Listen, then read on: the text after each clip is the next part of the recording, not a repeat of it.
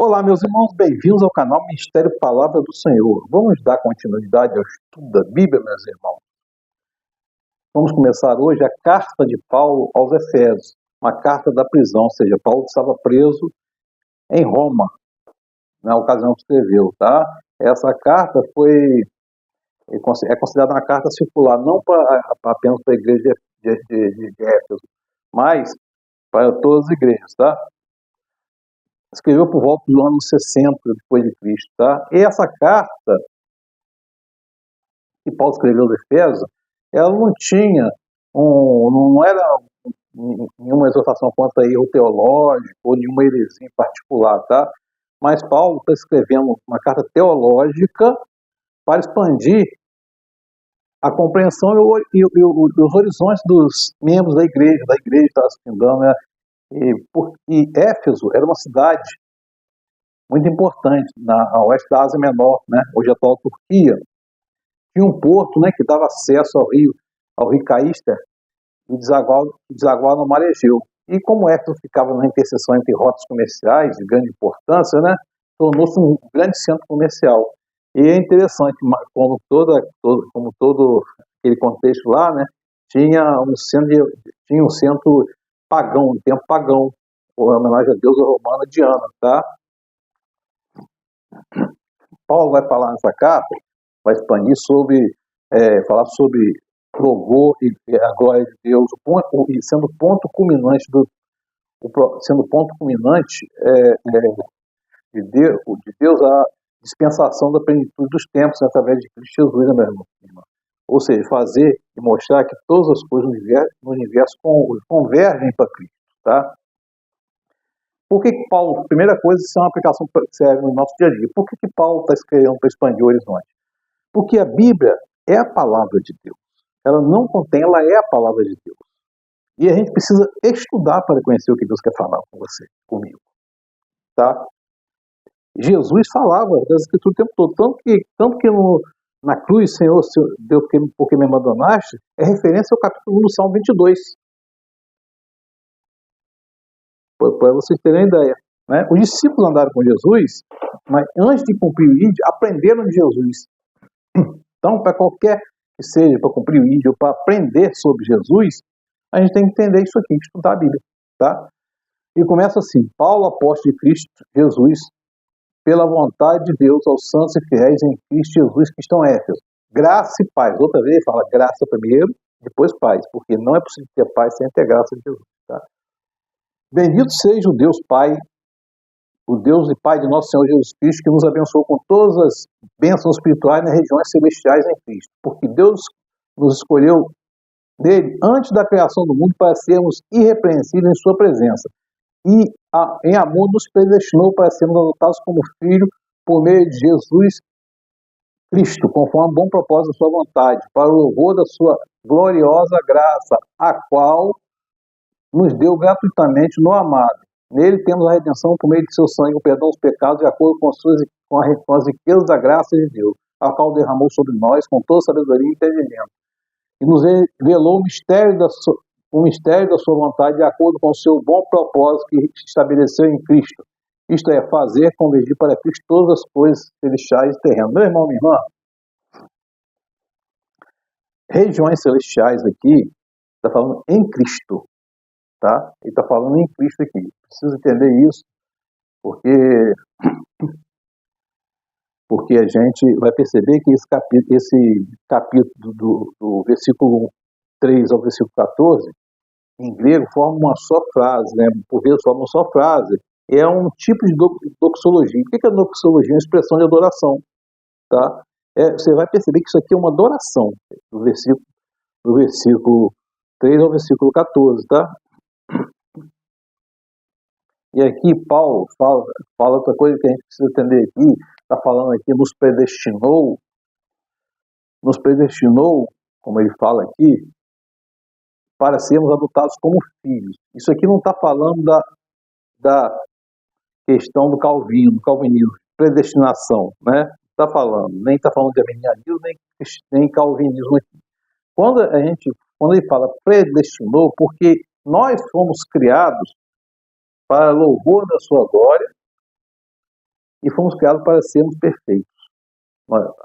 Na queda do homem, Deus fez o plano de salvação apontando a todo o Antigo Testamento, aponta para Cristo no Novo Testamento.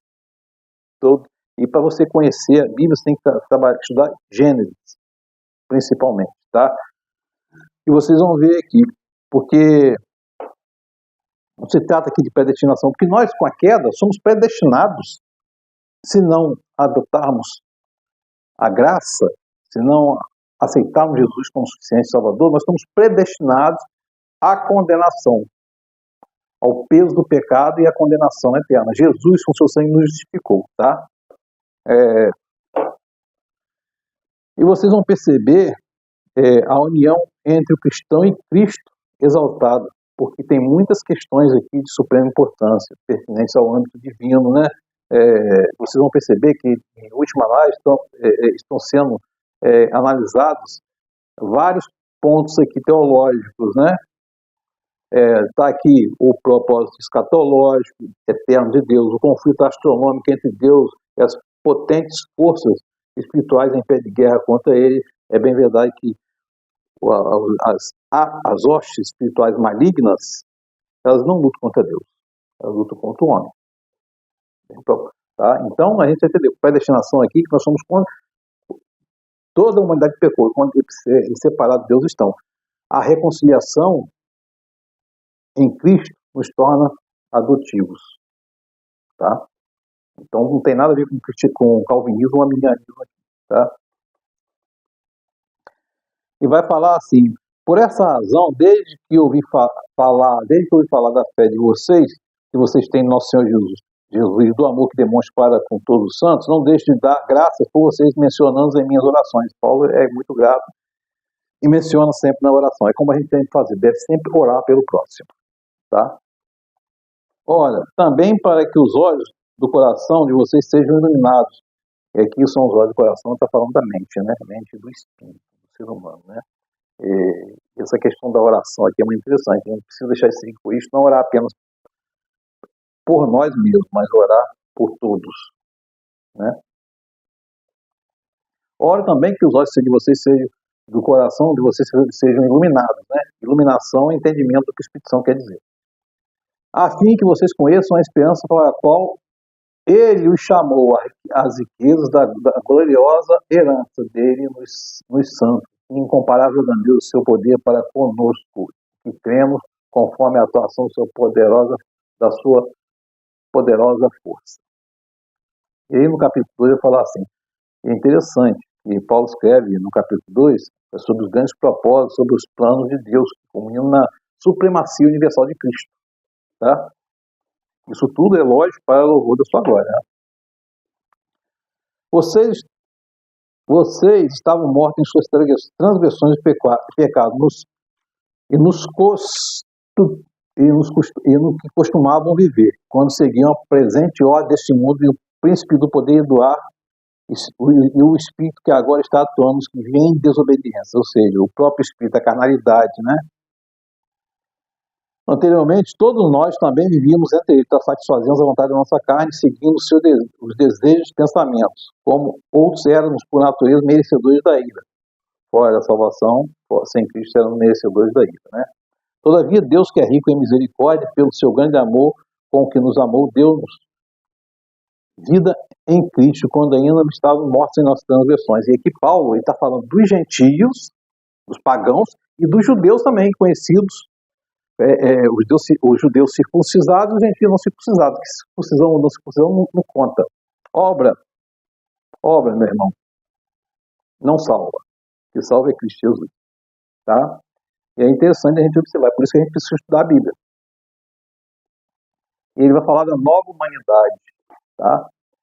Portanto, lembre-se que anteriormente vocês eram gentios, por nascimento chamados incircuncisão pelos que se chamam circuncisão. Está falando aqui do que os judeus chamavam gentios, incircuncisos, né?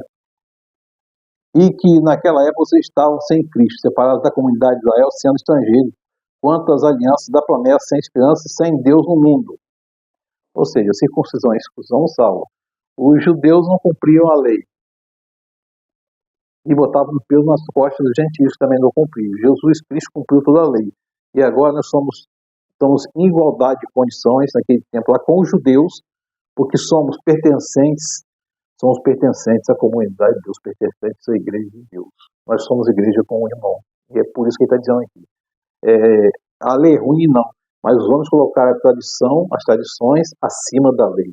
Colocaram os seus costumes acima da lei. Mas agora em Cristo Jesus, vocês que antes estavam longe, foram aproximados mediante o sangue de Cristo. Ou seja, nós fomos reconciliados, aproximados, tanto os judeus quanto os gregos. Paulo nivela aqui judeus e gentios na mesma condição. Tá?